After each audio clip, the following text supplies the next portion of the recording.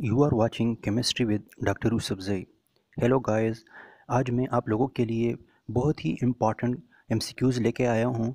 जो स्टार्ट में हमने नोमेनक्लेचर और स्टोइकियोमेट्री के बारे में ए टू जी पढ़ा था कि कौन कौन से स्टेप्स को आप लोगों ने फॉलो करने हैं अगर पेपर या टेस्ट में किसी तरह का भी इससे रिलेटेड क्वेश्चन आ जाएं। तो आज हम इससे रिलेटेड एमसीक्यूज़ देखेंगे जो टेस्ट में फ्रीक्वेंटली पूछे जाते हैं कि इसको कैसे हल करना है। और अगर कहीं पे भी आप लोगों को मुश्किल लगे तो कमेंट बॉक्स में कमेंट करके पूछ सकते हैं। तो देखते हैं आज का पहला MCQs. What is the volume of oxygen remaining when 60 centimetre cube of ammonia is burned in 100 centimetre cube of oxygen, all volumes being measured at same temperature and pressure। Question में क्या पूछ रहे हैं कि आपने फाइंड आउट करना है axis of oxygen. जिस तरह हमने पढ़ा था कि लिमिटिंग रिएजेंट होता है और एक एक्सिस रिएजेंट, तो ये क्या है, एक्सिस रिएजेंट के बारे में क्वेश्चन है। और क्या पूछ रहे हैं कि आपने फाइंड आउट करना है ऑक्सीजन को जो एक्सिस में आपके पास रह गया है। तो इसके लिए चार ऑप्शन दिए हुए हैं। A 35 centimetre cube, B 40 centimetre cube, C 45 centimetre cube and D 55 centimetre cube. तो इसका करेक्ट आंसर है 55 सेंटीमीटर क्यूब। तो अभी आप लोगों को मैं बताऊंगा कि इसको सॉल्व कैसे करना है। पहले आप लोगों ने इस तरह करना है कि जो स्टेटमेंट दिया हुआ है उस स्टेटमेंट को देख लें। अगर आप डायरेक्ट सॉल्व कर सकते हैं तो फिर आप आंसर की तरफ चले जाएं, लेकिन अगर आपको पता है कि मैं इसको इस तरह डायरेक्ट सॉल्व नहीं कर सकता तो फिर आप उसका सलूशन लिख लें। जब आपके पास आंसर आ जाए तो यहाँ पे जो ऑप्शन दिए हुए हैं उससे कंपेयर कर ले। अगर दोनों सेम आ रहे हों तो वही आप लोगों का सही आंसर होगा। तो इसको सॉल्व करने के लिए आप लोगों ने पहले क्या करना है, एक बैलेंस केमिकल इक्वेशन लिखना है। For ammonia react with 3 oxygen molecule, तो क्या दे रहा है आपको, produced 2 nitrogen molecule and 6 water molecule. ये क्या है, एक बैलेंस इक्वेशन है। तो अगर हम यहाँ पे देख ले तो अमोनिया और ऑक्सीजन के बारे में सिर्फ पूछ रहे हैं। तो यहाँ पे आपने ज़्यादा ध्यान किसकी तरफ देना है, अमोनिया और ऑक्सीजन की तरफ। तो 4 अमोनिया के जो मॉलिक्यूल हैं वो रिएक्ट कर रहे हैं 3 ऑक्सीजन मॉलिक्यूल से। तो स्टार्ट में जिस तरह मैंने बताया था कि आप लोगों ने क्या करना है, बैलेंस इक्वेशन लिखना है। ये लेक्चर्स में मैंने बताया हुआ था कि आप लोगों ने बैलेंस इक्वेशन लिखना है। फिर आप लोगों ने उससे जो है ना बैलेंस इक्वेशन से मोल रेशो फाइंड आउट करना है या कन्वर्जन फैक्टर फाइंड आउट करना है। और फिर जो गिवन क्वांटिटी है उसमें पुट करके आप लोगों का आंसर मिल जाएगा। तो वही स्टेप्स यहाँ पे मैं आप लोगों को बता रहा हूँ। बैलेंस इक्वेशन मैंने लिख लिया यहाँ पे। तो ये क्या है, required quantity is equal to given quantity, और फिर आपने इसको मल्टीप्लाई करना है मोल रेशो से और कन्वर्जन फैक्टर से। तो हमसे क्या पूछ रहे हैं कि 60 सेंटीमीटर क्यूब ऑफ अमोनिया ये रिएक्ट कर रहा है, बर्न हो रहा है in the presence of oxygen, और ऑक्सीजन एक्सेस में है कितना, 100 सेंटीमीटर क्यूब। लेकिन जो बचा है उसके बारे में पूछ रहे हैं। तो जो बच गया अभी वो हम फाइंड आउट करेंगे। तो यहाँ पे 60 centimetre cube of ammonia required, तो ये मोल रेशो है। और जिस तरह मैंने बताया था कि इसको आपने गिवन क्वांटिटी से मल्टीप्लाई करना है। तो गिवन क्वांटिटी क्या है, 60 सेंटीमीटर क्यूब।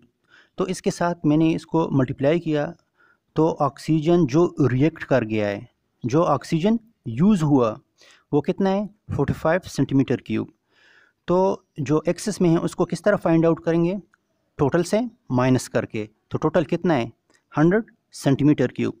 तो 100 सेंटीमीटर क्यूब से माइनस करेंगे जो यूज़ हुआ है 45 सेंटीमीटर क्यूब। तो जो आपके पास आंसर आएगा वो क्या होगा, ऑक्सीजन रिमेनिंग और एक्सेस ऑफ ऑक्सीजन। तो 100 minus 45 is equal to 55 centimetre cube.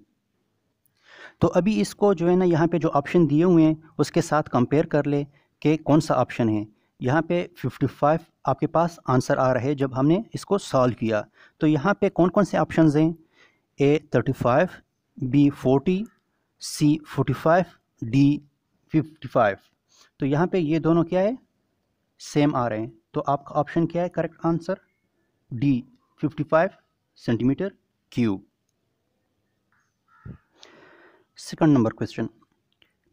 For complete oxidation, 1 mole of an organic compound requires 3 mole of oxygen gas. What could be the formula of the compound?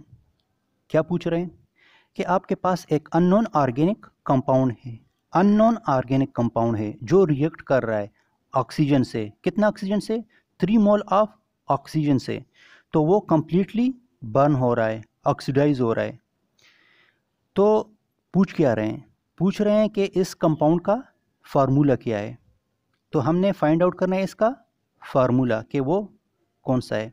तो यहाँ पे different option दिए हुए हैं। First number पे है CH3CHO, second number पे है CH3CH2OH, थर्ड नंबर पे है C option CH3CH3, D number CH3CO2H। एक एल्डिहाइड है, दूसरा अल्कोहल है, तीसरा अल्केन है, चौथा कार्बोक्सिलिक एसिड। तो इस चारों में से एक ऑप्शन करेक्ट होगा और 3 इनकरेक्ट। तो हमने फाइंड आउट करना है कि इसमें करेक्ट ऑप्शन कौन सा है। तो इसके लिए हम क्या करेंगे? पहले चारों के चार के लिए हम बैलेंस इक्वेशन लिख लेंगे। तो जिसके लिए 3 मोल ऑफ ऑक्सीजन यूज़ होगा तो वो आपका करेक्ट आंसर होगा। तो चलो देखते हैं कि करेक्ट आंसर कौन सा है।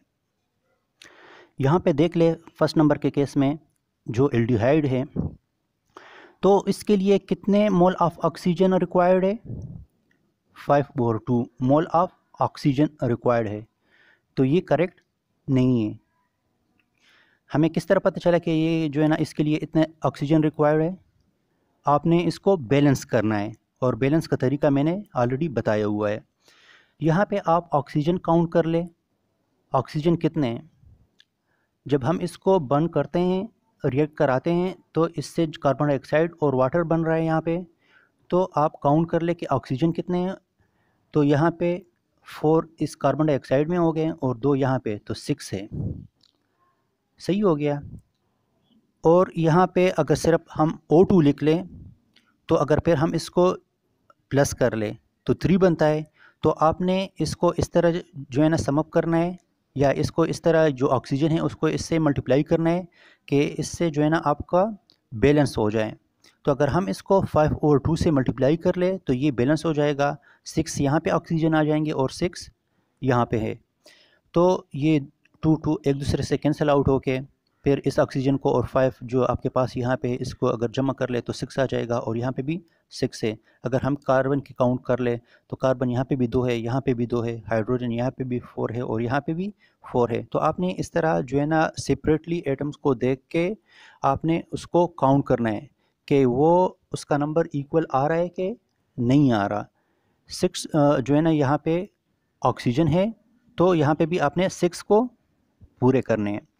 यहाँ पे सेकंड ऑप्शन को देख ले, अल्कोहल को। तो अगर हम सिंपली यहाँ पे पहले से जो है ना O2 लिख लें तो यहाँ पे CO2 आपके पास आ जाएगा और H2O आ जाएगा। तो आपने फिर यहाँ पे जो है ना ऑक्सीजन, हाइड्रोजन और कार्बन डाइऑक्साइड को बैलेंस करना है रिएक्टेंट साइड वाले से। तो यहाँ पे अगर हम फिर देख लें तो एक कार्बन बनेगा। अगर ये 2 पहले हम न लिखें, वैसे जनरल जब हम रिएक्शन लिखते हैं तो यहाँ पे नंबर ऑफ मोल हम पहले मेंशन नहीं करते, फिर इसको जो है ना दूसरे साइड से कंपेयर करके फिर यहाँ पे नंबर ऑफ मोल लिखते हैं। तो यहाँ पे देख ले सिंपल कार्बन डाइऑक्साइड है और वाटर। तो फिर अगर हम उसमें देख ले तो एक कार्बन यहाँ पे होगा और 2 ऑक्सीजन और यहाँ पे 1 ऑक्सीजन है वाटर में। तो अगर हम ऑक्सीजन को पहले कंबाइन कर ले तो कितने बनेंगे? 3। लेकिन अगर यहाँ पे देख ले तो O2 और H ये भी आपके पास 3 ही आ रहा है। तो फिर हम नेक्स्ट की तरफ किसकी तरफ जाएंगे? कार्बन डाइऑक्साइड की। चलो देख लेते हैं, कार्बन को देख लेते हैं कि कार्बन कितने हैं। तो अगर हम यहाँ पे देख ले तो इस साइड पे फिर 2 कार्बन होंगे, लेकिन यहाँ पे 1 कार्बन। तो इसलिए हम जो है ना इस कार्बन डाइऑक्साइड को 2 से मल्टीप्लाई करेंगे। क्या करेंगे? 2 से मल्टीप्लाई करेंगे। तो अगर 2 से मल्टीप्लाई कर लें तो यहाँ पे आपके पास कार्बन तो पूरे हो गए, लेकिन ऑक्सीजन फिर पूरे नहीं हो रहे हैं। चलो फिर हाइड्रोजन की तरफ आते हैं। हाइड्रोजन इस साइड पे, लेफ्ट साइड पे या रिएक्टेंट साइड पे कितने हैं? 6। लेकिन अगर हम यहाँ पे देख ले तो यहाँ पे फिर 2 हाइड्रोजन है आपके पास। तो इस 2 हाइड्रोजन को आपने पूरे करने हैं 6 को। तो यहाँ पे फिर आपने क्या करना है? 3 से मल्टीप्लाई करना है, तो 3H2O बनेगा। तो यहाँ पे आपके पास हाइड्रोजन पूरे हो गए। अभी फिर ऑक्सीजन काउंट कर ले। अगर हम ऑक्सीजन काउंट कर ले तो यहाँ पे 4 और यहाँ पे क्या है? 3। कितने हो गए? 7। तो यहाँ पे काउंट कर ले, 1 और 6 ये हो गए 7। तो सारे जो अभी आपके पास थे वो क्या हो गए? बैलेंस हो गए। तो इसलिए आपका करेक्ट आंसर क्या बनेगा? बी। और पूछा भी था कि उसके लिए कितने मोल ऑफ ऑक्सीजन चाहिए होगा? 3 मोल। तो यहाँ पे ये देख ले, 3 मोल ऑक्सीजन ही यूज़ हो रहा है। तो इसलिए करेक्ट आंसर आपका क्या हो गया? Option B. कौन सा ऑप्शन है? Option B. इस तरह का अगर क्वेश्चन आ जाए कि यहाँ पे आपके पास एक अननोन कंपाउंड है और वो बर्न हो रहा है in the presence of oxygen, तो आप जो है ना फाइंड आउट कर ले कि ये कौन सा कंपाउंड है। तो आप फिर जो भी ऑप्शन दिए होंगे, 3 होंगे, 4 होंगे, 5 होंगे, जितने भी हैं, तो आप उसका बैलेंस इक्वेशन देख ले और बैलेंस इक्वेशन से फाइंड आउट कर ले कि यहाँ पे कितने number of mole of oxygen use हो रहा है। तो फिर आप डायरेक्ट जो है ना उस number of mole of oxygen को देख ले, तो जो उसके ऑप्शन के साथ क्या रिलेट करेगा या क्वेश्चन के साथ रिलेट करेगा वही आपका करेक्ट आंसर होगा। बाकी 2 ऑप्शन भी रहते हैं, अगर आप उसको इस तरह करना चाहें तो उसको भी कर सकते हैं, और अगर स्किप करना चाहें तो स्किप भी कर ले। जो आपके पास सी ऑप्शन था उसके लिए इतने मोल ऑफ ऑक्सीजन रिक्वायर्ड है, और जो डी नंबर ऑप्शन था उसके लिए इतने मोल ऑफ ऑक्सीजन। तो जो करेक्ट ऑप्शन था वो क्या था? बी। नेक्स्ट क्वेश्चन देख ले। What is the number of molecule in 500 centimetre cube of oxygen under room condition? आप यहाँ पे ये देख ले कि रिक्वायर्ड क्या है? नंबर ऑफ मॉलिक्यूल, मतलब कि ये एवोगाड्रो से रिलेटेड क्वेश्चन है। सेकंड, यहाँ पे जो ऑक्सीजन दिया हुआ है वो सेंटीमीटर क्यूब में है या डेसीमीटर क्यूब में? तो ये देख ले, ये सेंटीमीटर क्यूब में आपको दिया हुआ है वॉल्यूम इसका। फिर नेक्स्ट देख ले कि कंडीशन क्या है। कंडीशन क्या है? यहाँ पे रूम कंडीशन है। एसटीपी में दिया होगा या रूम कंडीशन में? तो अगर एसटीपी है तो उसके लिए अलग से वॉल्यूम लिखना होगा, और अगर रूम कंडीशन है तो उसके लिए अलग से वॉल्यूम लिखना होता है। तो इसलिए आपने कंडीशंस पे भी गौर करना है कि एसटीपी पे मांग रहा है हमसे या रूम टेम्परेचर पे मांग रहा है, और आपने यूनिट को भी देखना है कि सेंटीमीटर क्यूब यूज़ हुआ है या डेसीमीटर क्यूब यूज़ हुआ है वॉल्यूम के लिए। सही हो गया। तो यहाँ पे अभी ऑप्शंस देख लें। फर्स्ट नंबर ऑप्शन जो है A 1.25 into 10⁻22 molecules. Second number option जो है 1.34 into 10⁻22 molecules. C number option है 3.0 इंटू 10⁻22। D number 3.0 into 10⁻26। तो अभी आपने फाइंड आउट करना है कैलकुलेट करके कि इसमें करेक्ट ऑप्शन कौन सा होगा, उसके बाद आपने टिक करना है। लेकिन यहाँ पे मैंने हाईलाइट किया हुआ है कि ये करेक्ट आंसर है। तो चलो देखते हैं कि ये करेक्ट आंसर किस तरह आया हुआ है। इसको अभी सॉल्व करते हैं। जिससे मैंने आप लोगों को कहा कि आपने कंडीशन को देखना है कि रूम टेम्परेचर पे आपसे मांग रहा है या स्टैंडर्ड टेम्परेचर पे मांग रहे हैं। लेकिन यहाँ पे रूम टेम्परेचर है, तो अगर रूम टेम्परेचर हो तो फिर आपने वॉल्यूम क्या यूज़ करना है। अगर यहाँ पे डेसीमीटर क्यूब होता तो फिर मैं 24 डेसीमीटर क्यूब यूज़ करता, लेकिन यहाँ पे सेंटीमीटर क्यूब है तो मैं उस डेसीमीटर को सेंटीमीटर क्यूब में कन्वर्ट करूँगा पहले। तो अगर आप इसको 1000 से मल्टीप्लाई कर ले तो ये सेंटीमीटर क्यूब में कन्वर्ट हो जाएगा। तो आपने ये वैल्यू यूज़ करना है। तो जैसे कि हमें पता है कि रूम टेम्परेचर पे या रूम कंडीशंस पे 1 मोल गैस कितना स्पेस ऑक्यूपाई करता है, कितना वॉल्यूम ऑक्यूपाई करता है? इतना वॉल्यूम। 24,000 जो आपके पास सेंटीमीटर क्यूब है इतना वॉल्यूम ऑक्यूपाई कर रहा है। तो ये भी हमें पता है कि 1 मोल में आपके पास कितने पार्टिकल्स होते हैं या मॉलिक्यूल्स होंगे, आयंस होंगे? Avogadro number of ions. तो पहले आपने इसका जो है ना number of mole find out करना है। यहाँ पे जो ये वॉल्यूम दिया हुआ है 500 सेंटीमीटर क्यूब, तो इसके लिए नंबर ऑफ मोल आपने पहले फाइंड आउट करना है। वो किस तरह करेंगे? अगर हम इस वॉल्यूम को डिवाइड कर ले, जो 1 मोल के लिए वॉल्यूम ऑक्यूपाई होता है, अगर हम उसको इस पे डिवाइड कर ले तो आपके पास इसका नंबर ऑफ मोल इजीली आ जाएगा। तो नंबर ऑफ मोल हम कैसे फाइंड आउट करेंगे? Number of mole of this molecule are 500 divide by 24,000। तो इससे नंबर ऑफ मोल आ रहा है 2.083 इंटू 10⁻⁻2 मोल। तो जैसे मैंने कहा कि 1 मोल में कितने आपके पास पार्टिकल्स होते हैं? Avogadro number. तो यहाँ पे नंबर ऑफ मोल कितने हैं आपके पास? ये नंबर ऑफ मोल है आपके पास, तो इसलिए आपने इस नंबर ऑफ मोल को मल्टीप्लाई करना है एवोगाड्रो नंबर से, तो ये करेक्ट आंसर आपके पास आ जाएगा। अभी क्वेश्चन नंबर 4 देख लेते हैं। Which of these samples of gas contains the same number of atom as 1 gram of hydrogen? Hydrogen का मोलर मास भी दिया हुआ है, क्या है? 2। तो क्या पूछ रहे हैं हमसे? यहाँ पे पूछ रहे हैं कि 1 ग्राम ऑफ हाइड्रोजन जितना उसमें क्या होंगे? नंबर ऑफ एटम होंगे। तो यहाँ पे ऑप्शन में जो दिए हुए हैं वो इससे किसके साथ जो है ना सेम होगा, उसमें आपके पास किस में नंबर ऑफ एटम सेम होंगे। तो यहाँ पे ऑप्शन दिए हुए हैं A 22 gram of carbon dioxide जिसका मोलर मास है 44। B number option 8 gram of methane, methane का जो मोलर मास है 16। C number option 20 gram of neon, इसका मोलर मास है 20।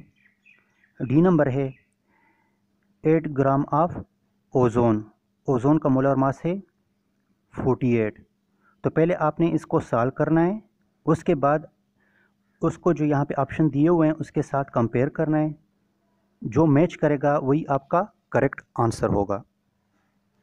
तो आपने क्या करना है, इससे आपने नंबर ऑफ मोल सेपरेटली सबका फाइंड आउट करना है। अगर हम ऑप्शन ए के लिए देख ले कार्बन डाइऑक्साइड है, तो अगर हम इससे number of mole find out कर ले तो 1.5 मोल आ रहा है। अगर बी देख ले तो इसके लिए 2.5 मोल आ रहा है। अगर सी देख ले तो इसके लिए 1 मोल आ रहा है, और अगर डी देख ले तो इसके लिए 0.5 मोल आ रहा है। सही हो गया।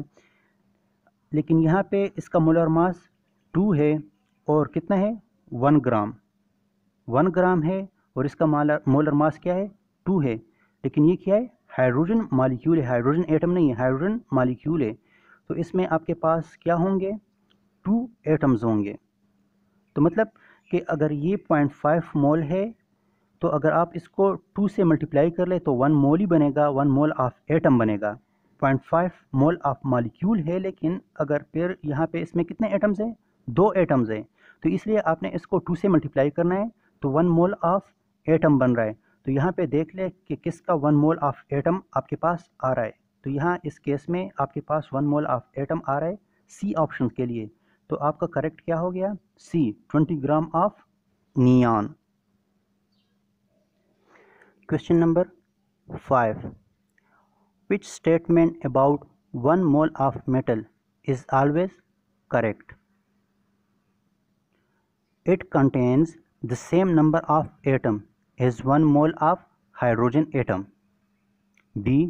It contains the same number of atoms as 1/12 mole of C12.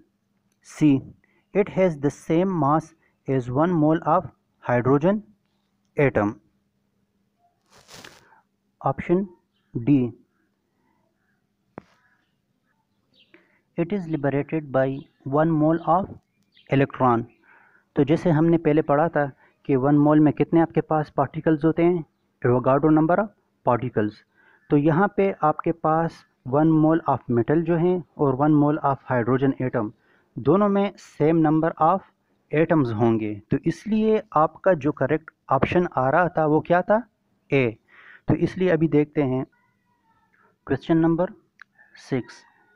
How many atom of carbon are present in 18 gram of glucose. पूछ रहा है कि आपके पास ग्लूकोज है, यहाँ पे इसका मॉलिक्यूलर फार्मूला भी दिया हुआ है कि 18 ग्राम है ग्लूकोज का, उसमें number of carbon atom find out करना है। यहाँ पे डिफरेंट ऑप्शन दिए हुए हैं। ए जो है 6.0 इंटू 10⁻²², बी में जो है 3.6 into 10⁻23, C option 6.0 into 10⁻24, D में 6.0 इंटू 10⁻23। तो ये जो है ना आपके पास ऑप्शन है, तो आपने पहले इसको कैलकुलेट करना है, उसके बाद फिर आपने टिक करना है कि कौन सा करेक्ट ऑप्शन है। तो जैसे कि अगर आप यहाँ पे देख ले, क्या मांग रहे, number of atom of carbon मांग रहे, तो मतलब कि ये एवोगाड्रो से रिलेटेड क्वेश्चन है। तो एवोगाड्रो से रिलेटेड क्वेश्चन सॉल्व करने के लिए आपने पहले number of mole find out करना है, और जैसे कि हमें पता है कि 1 मोल में एवोगाड्रो नंबर ऑफ पार्टिकल्स होते हैं, तो फिर आपने उसके जो है ना हिसाब से कैलकुलेट करना है। तो पहले फाइंड आउट करते हैं मोलर मास फॉर ग्लूकोज। तो मोलर मास ऑफ ग्लूकोज कितना बन रहा है आपके पास, 180 ग्राम पर मोल। तो इससे अभी हम जो है ना फाइंड आउट करेंगे number of mole of glucose. यहाँ पे गिवन क्वांटिटी कितनी है, 18 ग्राम। तो 18 ग्राम को अगर हम डिवाइड कर ले 180 से, तो नंबर ऑफ मोल क्या आ जाएगा, 0.1 मोल। 0.1 मोल किसका आ रहा है, ग्लूकोज का। लेकिन यहाँ पे अगर यहाँ फार्मूले को देख ले, तो इस फार्मूले में क्या है, नंबर ऑफ कार्बन भी दिए हुए है। नंबर ऑफ कार्बन कितने हैं, 6। तो इस 6 को आपने यहाँ पे मल्टीप्लाई करना है इस नंबर ऑफ मोल से। तो इस नंबर ऑफ मोल से अगर हम 6 मल्टीप्लाई कर रहे हैं तो कितना आ जाएगा, 0.6 मोल। कितना, 0.6 मोल। तो 1 मोल में कितने पार्टिकल्स होते हैं, एवोगाड्रो नंबर। तो उस एवोगाड्रो नंबर से आपने 0.6 को मल्टीप्लाई करना है। तो ऑप्शन आपके पास क्या आ रहा है, 3.60 इंटू 10⁻23। तो ऑप्शन के साथ कंपेयर कर ले, कौन सा करेक्ट है, बी। तो आपने बी पे टिक करना है। Question number 7, what volume of oxygen is required for the complete combustion of a mixture of 5 centimeter cube of methane and 5 centimeter cube of ethane। Ethene, ये क्या है आपके पास, ईथीन। तो ऑप्शंस दिए हुए हैं 10 centimetre cube, 15 centimetre cube, 20 centimetre cube and 25 centimetre cube. तो इसको हम पहले क्या करेंगे, सॉल्व करेंगे, फिर कंपेयर करेंगे इसके साथ। तो अगर हम यहाँ पे देख ले, तो यहाँ पे क्या है, मीथेन भी आपके पास सेंटीमीटर क्यूब में दिया हुआ है, वॉल्यूम दिया हुआ है, और यहाँ पे इथीन के लिए भी जो है ना सेंटीमीटर क्यूब या वॉल्यूम दिया हुआ है। तो दोनों के केस में सेम यूनिट है। अगर हम इसको मोल में कन्वर्ट कर ले और फिर इसको सॉल्व कर ले, या इसी तरह डायरेक्ट सेंटीमीटर क्यूब के साथ या वॉल्यूम के साथ इसको सॉल्व कर ले, तो दोनों के केस में आपके पास आंसर एक ही आएगा। तो इसलिए हम इसको इसी तरह ही सॉल्व करते हैं ताकि इजी भी रहे। तो उसके लिए आपने पहले क्या करना है, बैलेंस इक्वेशन लिखना है, मीथेन के लिए सेपरेटली लिखना है, और यहाँ पे इथीन के लिए आपने सेपरेट बैलेंस इक्वेशन लिखना है। तो मीथेन जो है ना ऑक्सीजन के साथ जब रिएक्ट करता है तो कार्बन डाइऑक्साइड दे रहा है और वाटर। तो यहाँ पे आपके पास क्या है, 1 कार्बन है, 1 कार्बन है, और ऑक्सीजन काउंट कर ले 4, और यहाँ पे भी 4। तो ये आपके पास बैलेंस इक्वेशन है। तो यहाँ पे अभी देख ले, तो यहाँ पे 2 कार्बन है और 2 कार्बन, हाइड्रोजन कितने हैं, 4 आपके पास। यहाँ पे भी राइट साइड पे भी हाइड्रोजन है, और ऑक्सीजन काउंट कर ले, ऑक्सीजन 6 है, तो यहाँ पे भी क्या है, 6। तो ये भी बैलेंस इक्वेशन है। तो आपने पहले क्या करना है, जो आपके पास volume of oxygen required to burn 5 centimetre cube of methane. तो मीथेन के लिए कितना ऑक्सीजन चाहिए होता है, इसको पहले आप कैलकुलेट कर ले। बैलेंस इक्वेशन से आपने इसको कैलकुलेट करना है। तो यहाँ पे ये देख ले, मीथेन जो है ना उसके लिए कितना ऑक्सीजन चाहिए होता है, 2 मोल। तो गिवन कितना है आपके पास, 5 है क्या, मीथेन। तो आपने इसको उससे मल्टीप्लाई करना है, तो 10 सेंटीमीटर क्यूब उसके लिए रिक्वायर्ड है। और इस केस में 3 मोल यूज़ हो रहा है ऑक्सीजन का, ईथीन के केस में, तो आपने इसको 3 से मल्टीप्लाई करना है, तो 15 सेंटीमीटर क्यूब आ रहा है। तो यहाँ पे मांग क्या रहा है, रिक्वायर्ड क्या है? रिक्वायर्ड ये है कि इस मिक्सचर के लिए कंबाइन जो ऑक्सीजन यूज़ होता है आपने वो कैलकुलेट करना है, सेपरेट नहीं। तो इसलिए आपने इन दोनों को सम अप करना है। 10 + 15 क्या आ रहा है, 25। तो यहाँ पे ये देख ले 25। तो करेक्ट ऑप्शन आपके पास क्या है, डी। यहाँ पे पूछ रहा है कि इन दोनों के लिए कंबाइन कितना ऑक्सीजन यूज़ हो रहा है, तो इसलिए हम इसको अभी ऐड करेंगे। ऐड करने के बाद जो आंसर आप क्या आ रहा है तो इसके साथ कंपेयर कर ले, और यहाँ पे भी 25 आ रहा है तो यहाँ पे भी 25। तो आपका करेक्ट आंसर कौन सा है, d. Question number 8, a substance x unknown है। A substance x was found to contain 72% carbon, 12% hydrogen and 16% oxygen. What is the empirical formula of X? अगर हम यहाँ परसेंटेज को देख ले तो जिस तरह हमने परसेंट कंपोजिशन पढ़ा था तो ये भी परसेंट कंपोजिशन से रिलेटेड क्वेश्चन है। क्या कह रहे हैं कि एक कंपाउंड X है, अननोन है, तो उसका एम्पिरिकल फार्मूला फाइंड आउट करना है। और यहाँ पे मोल रेशो दिया हुआ है, क्या है, 72% कार्बन है उसमें, 12% हाइड्रोजन और 16% ऑक्सीजन। डिफरेंट ऑप्शंस भी दिए हुए हैं 4। ए में है C2H4O, बी में है C3H6O, सी में है C6H12O, डी में है C6H12O2। तो चलो देखते हैं, इसका पहले रेशो फाइंड आउट करते हैं कि क्या रेशो बन रहा है इस परसेंटेज को ज़हन में रख के। तो यहाँ पे कार्बन, हाइड्रोजन और ऑक्सीजन है, तो यहाँ पे उसका मास जो परसेंटेज दिया हुआ है वो लिख ले सेपरेटली। तो कार्बन कितने परसेंट है, 72, हाइड्रोजन जो है 12, ऑक्सीजन कितना है 16। तो इसका मोलर मास भी देख लें, कार्बन का कितना है 12, हाइड्रोजन का 1, ऑक्सीजन का 16।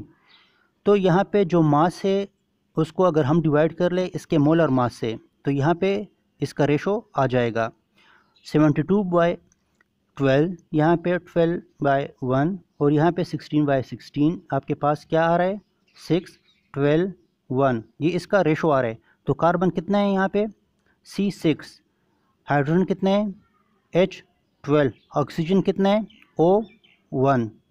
तो जो आपके पास यहाँ पे मॉलिक्यूलर फार्मूला बन रहा है वो क्या है, C6H12O। तो इस ऑप्शन में देख ले कि यहाँ पे दिया हुआ है कि नहीं दिया हुआ। तो अगर दिया हुआ है तो ये उसका जो है ना वो करेक्ट आंसर होगा। तो C6H12O यहाँ पे भी है और यहाँ पे भी, तो ये आपके पास क्या है, करेक्ट आंसर हो आ गया इसका। Question number 9, what volume of 0.1 मोल पर decimetre cube aqueous silver nitrate react with 20 centimetre cube of 0.20 मोल पर decimetre cube of barium chloride. यहाँ पे ऑप्शन दिए हुए हैं 10 centimetre cube, 20 centimetre cube, 40 centimetre cube and 80 centimetre cube. तो पहले क्या करते हैं, बैलेंस इक्वेशन लिखना है। तो सिल्वर नाइट्रेट रिएक्ट कर रहा है बेरियम क्लोराइड से। सिल्वर नाइट्रेट कितने नंबर ऑफ मोल यूज़ हो रहे हैं, 2। तो 2 नंबर ऑफ मोल जो है ना सिल्वर नाइट्रेट रिएक्ट कर रहा है 1 मोल ऑफ बेरियम क्लोराइड से। प्रोड्यूस क्या कर रहा है, 2 mole of silver chloride plus 1 mole of barium nitrate. तो अगर हम यहाँ पे क्वेश्चन देख लें तो मांग क्या रहा है, सिल्वर नाइट्रेट मांग रहा है कि इसका कितना वॉल्यूम जो है ना आपके पास यूज़ हो रहा है। तो हम स्टार्ट करते हैं। यहाँ पे जो है ना बेरियम क्लोराइड से रिलेटेड तो कुछ नहीं पूछा, तो अगर हम ये स्टेप्स स्किप कर ले तो भी ठीक है, आपके जो है ना ईजी हो जाएगा। अगर करना है तो अभी चलो कर ही लेते हैं कि कितने जो आपके पास number of mole barium chloride का यूज़ हो रहा है। तो अमाउंट ऑफ बेरियम क्लोराइड जो है ना हम किस तरह फाइंड आउट करेंगे, या किसी भी जो आपके पास कंपाउंड हो उसका अमाउंट हम किस तरह फाइंड आउट करेंगे। अगर कंसंट्रेशन दिया हो और वॉल्यूम दिया हो तो हम easily number of mole find out कर सकते हैं या अमाउंट फाइंड आउट कर सकते हैं। तो कंसंट्रेशन भी दिया हुआ है, कंसंट्रेशन कितना है यहाँ पे ये देख ले 0.20 मोल पर डेसीमीटर क्यूब, ये कंसंट्रेशन है। और वॉल्यूम कितना है, वॉल्यूम भी दिया हुआ है, वॉल्यूम कितना आ रहा है आपके पास 20, लेकिन यहाँ पे देख ले यहाँ पे सेंटीमीटर क्यूब में दिया है वॉल्यूम, और अगर हम यहाँ पे कंसंट्रेशन को देख ले तो ये डेसीमीटर क्यूब में है। तो या तो आपने इसको कन्वर्ट करना है सेंटीमीटर क्यूब में, और या क्या करना है इस सेंटीमीटर को आपने डेसीमीटर क्यूब में कन्वर्ट करना है। तो इजी ये होगा कि अगर हम इस वॉल्यूम को डेसीमीटर क्यूब में कन्वर्ट कर ले तो इसको किस तरह करेंगे, अगर हम इसको 1000 से डिवाइड कर ले तो यहाँ पे क्या है, ये कंसंट्रेशन है 0.2 मोल पर डेसीमीटर क्यूब। अगर हम इसको मल्टीप्लाई कर ले इसके वॉल्यूम से, वॉल्यूम किस में दिया हुआ है सेंटीमीटर में, तो इसलिए हमने इसको डेसीमीटर में कन्वर्ट किया। और डेसीमीटर में किस तरह कन्वर्ट करेंगे, अगर हम इसको 1000 से डिवाइड कर ले तो ये डेसीमीटर क्यूब कैंसिल आउट हो गया और आपके पास इसका क्या आ गया, अमाउंट आ गया, नंबर ऑफ़ मोल आ गया। तो अभी हम फाइंड आउट करेंगे बिल्कुल यही स्टेप फॉलो करके सिल्वर नाइट्रेट के लिए। तो सिल्वर नाइट्रेट जो आपके पास है तो यहाँ पे इसका कंसंट्रेशन भी दिया हुआ है और आपके पास इसका वॉल्यूम भी दिया हुआ है। अच्छा, यहाँ पे वॉल्यूम हमने फाइंड आउट करना है, तो इसलिए हम क्या करेंगे, अगर बैलेंस इक्वेशन के साथ हम इसको कंपेयर करेंगे, कंपेयर करके यहाँ पे सिल्वर नाइट्रेट कितना यूज़ हो रहा है 2 मोल यूज़ हो रहा है, और हमें जो है ना हमने फाइंड आउट किया बेरियम क्लोराइड का नंबर ऑफ़ मोल, तो उसके नंबर ऑफ़ मोल से जो है ना हम मल्टीप्लाई कर लेंगे 2 को, तो आपके पास नंबर ऑफ़ मोल आ जाएगा सिल्वर नाइट्रेट के लिए। तो 2 multiply with number of mole of barium chloride. क्यों हमने 2 से मल्टीप्लाई किया, इसलिए कि यहाँ पे 2 नंबर ऑफ़ मोल जो है ना यूज़ हो रहा है सिल्वर नाइट्रेट बेरियम क्लोराइड्स के लिए, 1 मोल ऑफ बेरियम क्लोराइड के लिए, तो इसलिए हमने 2 से इसको मल्टीप्लाई किया। तो आपके पास नंबर ऑफ़ मोल जो सिल्वर नाइट्रेट के लिए आ रहा है वो कितना है 8 × 10⁻³ मोल। कितना अमाउंट आ रहा है 8 × 10⁻³ मोल। तो अभी जो है ना हम इसको इस फार्मूले में पुट करेंगे, लेकिन सिर्फ यहाँ पे डिफरेंस क्या है, यहाँ पे बेरियम क्लोराइड मैंने लिखा हुआ है, तो यहाँ पे आप लोगों ने क्या यूज़ करना है सिल्वर नाइट्रेट। तो amount of silver nitrate is equal to concentration into volume. लेकिन अगर हम क्वेश्चन को देख ले तो क्वेश्चन में क्या मांग रहे हैं हमसे, वॉल्यूम मांग रहे हैं, तो इसलिए हम वॉल्यूम को एक साइड पे रख लेंगे और कंसंट्रेशन को दूसरी साइड पे शिफ्ट कर लेंगे। तो यहाँ पे ये मल्टीप्लिकेशन में है, तो यहाँ पे अगर हम दूसरे साइड पे शिफ्ट करेंगे इक्वलिटी से तो ये कहाँ पे जाएगा, डिवाइड में जाएगा। तो वॉल्यूम जो है ना इक्वल टू आपके पास क्या बनेगा, volume equal to amount of silver nitrate divide by concentration of silver nitrate. तो अमाउंट कितना आ रहा है यहाँ पे हमने इसको कैलकुलेट किया है, तो 8 × 10⁻³ मोल, और यहाँ पे कंसंट्रेशन कितना है 0.1 मोल पर डेसीमीटर क्यूब। तो यहाँ पे मोल कैंसिल आउट हो गया, डेसीमीटर क्यूब यहाँ पे जो है ना माइनस में है और डिवाइड में है, तो इसलिए जब ये डिवीजन से ऊपर जाएगा तो ये प्लस डेसीमीटर क्यूब में कन्वर्ट हो जाएगा। तो यहाँ पे क्या आ रहा है आपके पास, अगर हम यहाँ पे देख ले तो ये क्या बनेगा आपके पास 10⁻⁻⁴, 8 × 10⁻⁻⁴ आ रहा है अभी। तो यहाँ पे अगर हम क्या कर लें, इसको 80 कर ले तो ये 10⁻³ आ जाएगा। तो यहाँ पे ये डेसीमीटर क्यूब है तो इसको हम सेंटीमीटर क्यूब में कन्वर्ट कर सकते हैं, तो ये क्या हो जाएगा 80 सेंटीमीटर क्यूब। तो ऑप्शन में देख ले, ऑप्शन से मिल रहा है कि नहीं मिल रहा, हाँ डी के साथ मिल रहा है, तो डी को आप लोगों ने टिक करना है। Question number 10, a 0.2 gram sample of a monobasic acid require 8 centimeter cube of 0.40 mole per decimeter cube of NaOH for complete reaction. What is the relative molecular mass of the acid? तो हमने क्या find out करना है, यहाँ पे जो acid है तो उस एसिड का मोलर मास को आपने फाइंड आउट करना है। ऑप्शन दिए हुए हैं, फर्स्ट नंबर पे है 62.5, बी में है 250, सी में है 625 और डी में है 640। तो पहले जो है ना इसको अभी सॉल्व कर देते हैं। तो स्टोइकोमेट्री से रिलेटेड जो भी क्वेश्चन होते हैं वो बैलेंस इक्वेशन से ही स्टार्ट करते हैं। तो यहाँ पे हमने पहले बैलेंस इक्वेशन लिख लिया। HA रिएक्ट विद NaOH, क्या दे रहा है, Na और वाटर दे रहा है। HA इसलिए लिख लिया कि ये आपके पास क्या है, मोनोबेसिक एसिड है और ये अननोन है। तो अमाउंट ऑफ NaOH जो यूज़ हुआ है इसको हम किस तरह फाइंड आउट करते हैं, जिस तरह लास्ट क्वेश्चन में हमने देखा कि कंसंट्रेशन से जो है ना अगर हम मल्टीप्लाई कर ले वॉल्यूम को तो आपके पास उसका अमाउंट आ जाएगा, नंबर ऑफ़ मोल आ जाएगा। तो यहाँ पे कंसंट्रेशन भी इसका दिया हुआ है और वॉल्यूम भी दिया हुआ है। कंसंट्रेशन कितना है, कंसंट्रेशन जो है ना यहाँ पे 0.4 मोल पर डेसीमीटर क्यूब और वॉल्यूम कितना है 8 सेंटीमीटर क्यूब। तो अगर हम इसके यूनिट, वॉल्यूम के यूनिट और कंसंट्रेशन के यूनिट को कंपेयर कर ले तो यहाँ पे सेंटीमीटर क्यूब दिया हुआ है और यहाँ पे डेसीमीटर क्यूब। तो इसलिए हम पहले इसको सेम यूनिट में कन्वर्ट करेंगे। इसलिए हम इसके जो वॉल्यूम है उसको डेसीमीटर क्यूब में कन्वर्ट कर। तो इसके लिए हम जो है ना सेंटीमीटर क्यूब के जो वैल्यू है उसको 1000 से अगर डिवाइड कर ले तो ये डेसीमीटर क्यूब में कन्वर्ट हो जाएगा।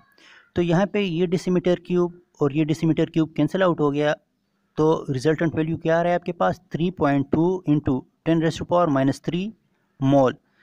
तो यहाँ पे देख ले, बैलेंस इक्वेशन को देख ले, 1 मोल जो है ना आपका मोनो ये एसिड यूज़ हो रहा है और 1 मोल इसका यूज़ हो रहा है। दोनों का जो 1 नंबर ऑफ मोल है वो क्या है, इक्वल है। 1 मोल इसका यूज़ हो रहा है, 1 मोल इसका यूज़ हो रहा है। तो यहाँ पे हमने number of mole find out किया, किसके लिए, बेस के लिए। तो ये नंबर ऑफ मोल अगर बेस का है तो ये नंबर ऑफ मोल किसका होगा, एसिड का भी होगा, इसलिए कि ये सेम अमाउंट में यूज़ हो रहा है। तो एसिड का जो नंबर ऑफ मोल आ रहा है वो कितना होगा अभी, 3.2 इंटू 10⁻³ मोल, 3.2 इंटू 10⁻³ मोल। तो number of mole find out हो गया। क्या फाइंड आउट हो गया, नंबर ऑफ मोल, ये नंबर ऑफ मोल हो गया और मास भी दिया हुआ है, ये मास हो गया और ये नंबर ऑफ मोल हो गया। और मांग क्या आ रहा है, मोलर मास। तो जैसे स्टार्ट के लेक्चर में हमने पढ़ा था कि मोल किसके इक्वल है, mole is equal to mass in gram divide by molar mass. तो अगर हम इसको रीअरेंज कर ले तो मोलर मास यहाँ पे आ जाएगा। तो molar mass of acid is equal to mass, और ये आपके पास क्या है, नंबर ऑफ मोल, क्या है, नंबर ऑफ मोल। तो 0.2 divide by this number of मोल, तो आपके पास ये आंसर आ रहा है 62.5 ग्राम पर मोल। तो यहाँ पे ऑप्शन में देख ले कि ये है या नहीं है, तो अगर है तो उसको टिक कर ले। तो यहाँ पे ये दिया हुआ है ऑप्शन नंबर ए। तो आज के लिए इतना ही, इंशाल्लाह नेक्स्ट लेक्चर में जो इसके बाद के क्वेश्चन है हम वो देखेंगे। तब तक के लिए अल्लाह हाफिज़, दुखदाए पामान।